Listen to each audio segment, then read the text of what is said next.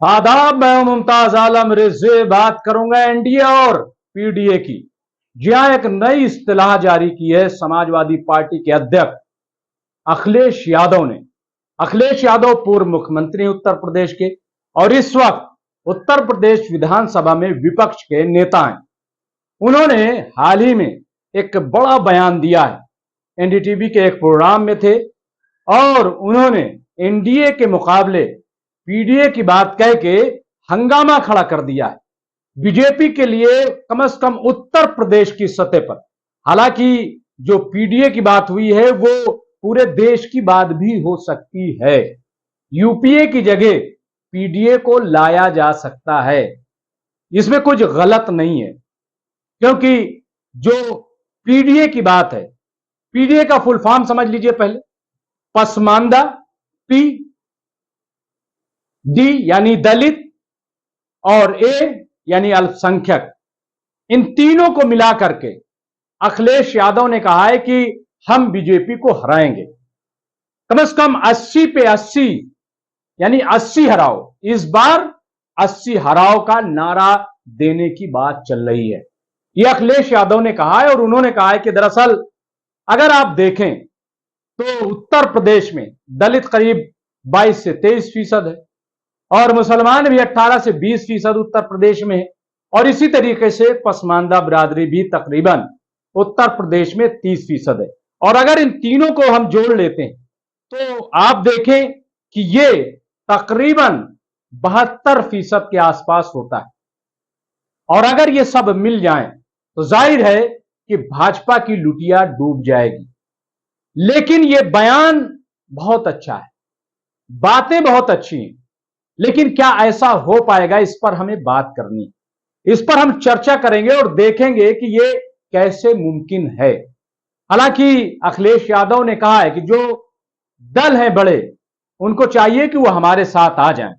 उनका इशारा है कांग्रेस का, उनका इशारा है बीएसपी की तरफ, और भी जो पार्टियां हैं वो भी सब उनकी तरफ आ जाएं, यानी उनके साथ खड़े हो जाएं। और चूंकि एक फार्मूला बनाया जा रहा है जिस पर शायद अभी जब 23 तारीख को यानी 23 जून को जब पटना में तमाम अपोजिशन पार्टियों की मीटिंग होगी, जिसमें कहा जा रहा है कि तकरीबन 24 दल शिरकत करेंगे, उसमें शामिल होंगे।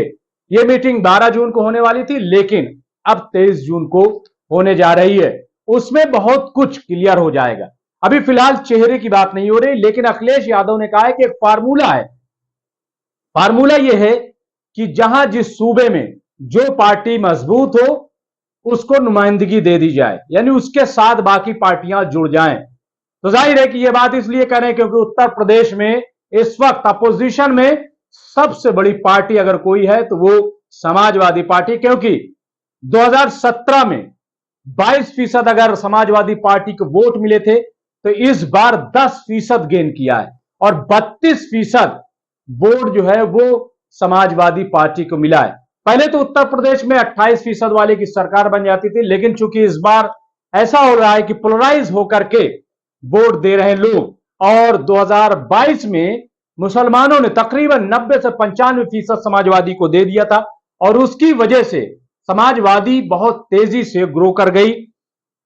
तो इसलिए समाजवादी का कहना यह है कि अगर वो बीएसपी हो, एसपी, कांग्रेस हो या और पार्टियां, वो सब उनके नेतृत्व में आ जाएं और उनके नेतृत्व में चुनाव लड़ा जाए। अखिलेश यादव ने यह भी कहा कि कभी आपने सुना नहीं होगा कि हमने सीटों के बंटवारे को लेकर के कोई बात कही हो, कोई झगड़ा हुआ हो। मैं एक चीज कहना चाहता हूं, पहले आप समझ लीजिए पूरा मैथ क्या है और कैसे यह मुमकिन हो सकता है। और ऐसा नहीं कि हो नहीं सकता, दुनिया में कोई चीज ऐसी नहीं है जिसको हम ये कह दें कि मुमकिन नहीं है। याद कीजिए आपकी 2014 में मोदी लहर थी, प्रचंड बहुमत से भाजपा जीती थी और नरेंद्र मोदी देश के प्रधानमंत्री बने। ऐसी लहर, लेकिन 2015 में जब बिहार में विधानसभा का चुनाव हुआ तो पहले ही मरहले में भाजपा मुंह की खा गई। लेकिन क्या यह इतना आसान था? इतना आसान नहीं था।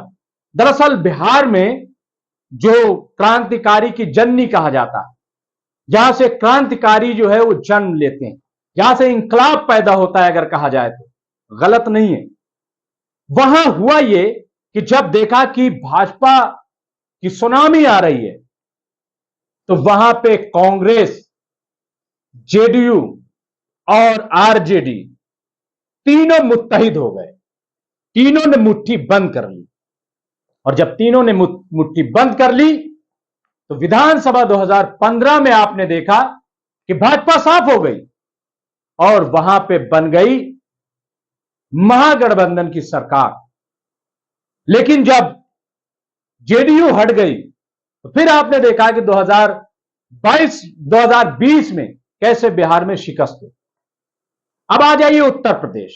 मैं शुरू से यह बात कह रहा हूं कि जैसे बिहार में अगर आप देख रहे हैं कि वहां पे कांग्रेस, आरजेडी और जेडीयू की हैसियत, वही हैसियत उत्तर प्रदेश में बीएसपी, एसपी और कांग्रेस की है। बिल्कुल सेम टू सेम, बहुत ज्यादा फर्क नहीं है। अभी फर्क हो सकता है, लेकिन मैं जब पहले की बात कर रहा हूं, अभी जो उत्तर प्रदेश में इत्तेहाद हुआ है उसको हम महागठबंधन नहीं कह सकते, क्योंकि 2017 में समाजवादी का इत्तेहाद सिर्फ कांग्रेस के साथ हुआ था और उसका कोई नतीजा नहीं निकला। भीड़ बहुत जम हुई, लेकिन नतीजा नहीं निकला, क्योंकि बीजेपी को कामयाबी मिली और कांग्रेस एसपी जो गठबंधन था उसको शिकस्त, हार मिली।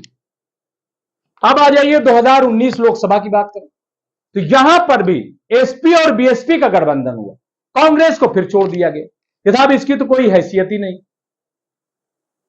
लेकिन एसपी बीएसपी मिले, तब भी कोई नतीजा नहीं निकला। 15 सीटों पर सिमट गई, यह गठबंधन जो है वो सिमट गया। इसका क्या मतलब हुआ? इसका मतलब साफ है कि महागठबंधन या गठबंधन तभी माना जाएगा कि जब एसपी और बीएसपी और कांग्रेस भी शामिल हो। कांग्रेस को अंडर एस्टिमेट करना, उसको निगलेक्ट करना, यह बहुत बड़ी भूल होगी। तो अभी भी अगर ये समाजवादी समझे कि बीएसपी को छोड़ करके हम गठबंधन कांग्रेस से कर लेंगे या और जो छोटी छोटी पार्टियां उनसे करके फायदा, मुझे नहीं लग रहा है कि कोई गठबंधन असरअंदाज होगा। अभी भी आप बीएसपी को अंडर एस्टिमेट नहीं कर सकते, उसको नजरअंदाज नहीं कर सकते, और बीएसपी को अलग रख के आप दलित वोट, 22% दलित वोट नहीं हासिल कर सकते। आप चाहे अंबेडकर कॉलेज खोल दें या जो भी आप कर दें, उससे कोई फायदा हासिल होने वाला नहीं है। और यही हाल कांग्रेस का है।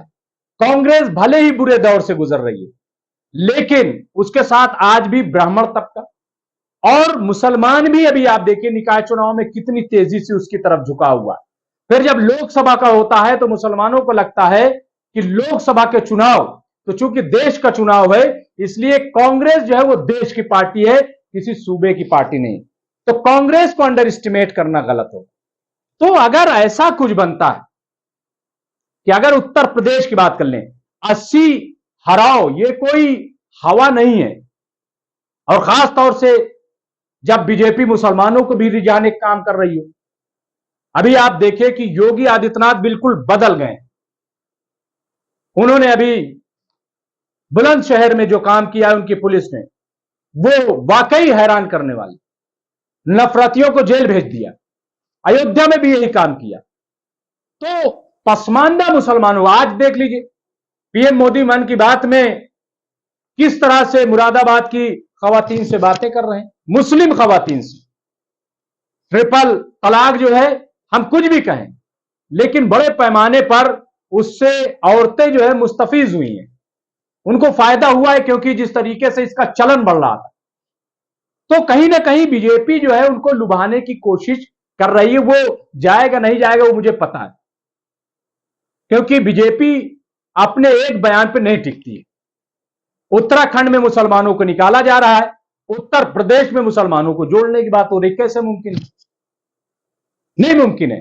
तो ये जो अखिलेश यादव ने बात कही है, इसको समझने की है। बात बहुत अच्छी है, प्लान बहुत अच्छा है, लेकिन प्लान बनाना काफी नहीं है। प्लान को अमली जामा कैसे पहनाया जाएगा? ये जो आपने बनाया है कि दलित, अल्पसंख्यक और पसमानदा या पसमानदा दलित और अल्पसंख्यक, पीडीए, ये बहुत अच्छा है एनडीए के मुकाबले। लेकिन क्या इस पर बातचीत होगी? अखिलेश यादव ने कहा है कि वो इस पूरे मामले पर बात कर रहे हैं और 450 सीटें, जैसा कि नीतीश कुमार की पार्टी से बयान आया कि 450 सीटें हम लोगों ने चुन लिया है, जहां एक के सामने एक चुनाव लड़ा जाएगा।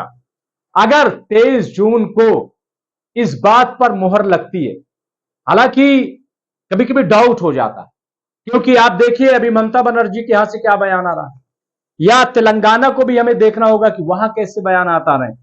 इन तमाम चीजों को समझना होगा। लेकिन अगर 23 जून को कोई ऐसा समीकरण बन जाता है तो मैं समझता हूं कि फिर कोई भी अपोजिशन को कामयाब होने से नहीं रोक पाएगा, क्योंकि इस वक्त जो है बीजेपी बैकफुट पर है। बैकफुट पर इसलिए है क्योंकि सिर्फ हिंदुत्व के नाम पर अब जीत मुमकिन नहीं है। कर्नाटक में देख लिया, मुठ्ठियां खुल गई। पीएम चेहरा भी जो है वो अब कारगर नहीं रहा, हिंदुत्व भी कारगर नहीं रहा, और सबसे बड़ा ये कि भ्रष्टाचार इनके गले की हड्डी बनता जा रहा है। इसके साथ ही जो देश की हालत है, आप देखिए मणिपुर जल रहा है, भाजपा क्या कर पा रही है। आप देखिए उत्तराखंड में किस तरीके से एक तबके को भगाया जा रहा है, बीजेपी हाथ पे हाथ रखे हुए। अभी गुजरात से जो खबर आई वहां देख लीजिए क्या तमाशा हो गया, महाराष्ट्र में क्या हो रहा है। इस तरीके की तस्वीरें जो आप देख रहे हैं, इससे यही साबित हो रहा है कि बीजेपी कहीं ना कहीं कमजोर पड़ रही।